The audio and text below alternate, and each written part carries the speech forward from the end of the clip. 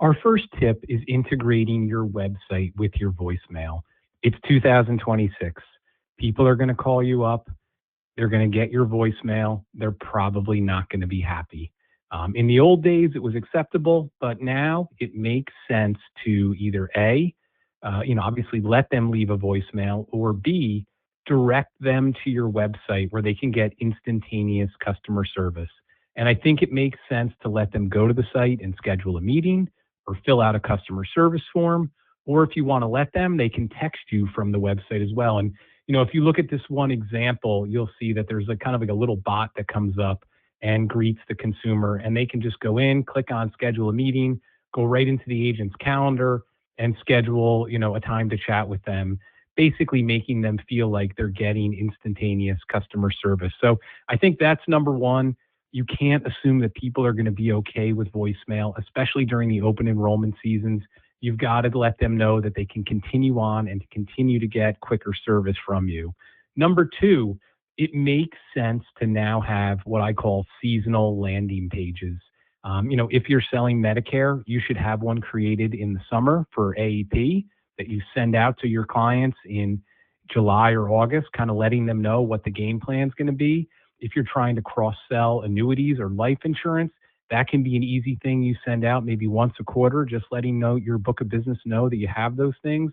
Maybe if you're trying to do workshops or events and getting people to register, it just makes sense today to have something, specific towards what you're trying to do that you can email or text out. This one example even has a video on it where the agent talks about exactly what they should do to get ready for AEP on October 15th. It's got a form where the consumer can update their drug info and obviously schedule a meeting.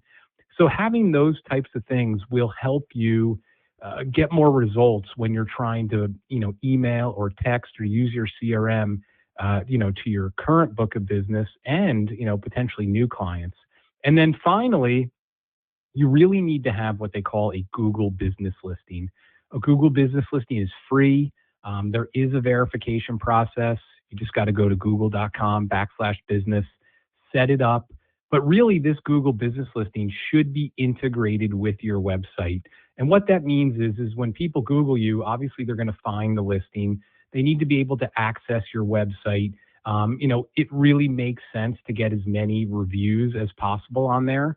That's going to help you with search engine optimization. It's going to help you get more local traffic.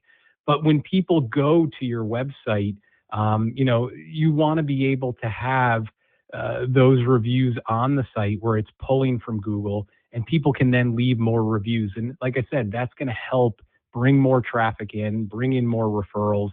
And it's just something that's free and simple that is becoming a big deal, especially as Google heads more towards an artificial intelligence search engine. So make sure you have a Google business listing, make sure you have a plan for getting more reviews, and make sure to integrate it into your website so everything is talking to each other. So important.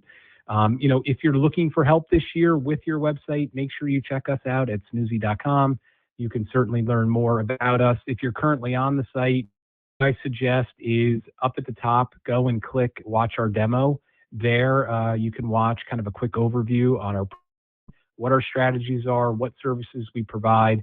If you look under more info, we have samples, we have our FAQs, we have a lot more information that should help you understand what we provide.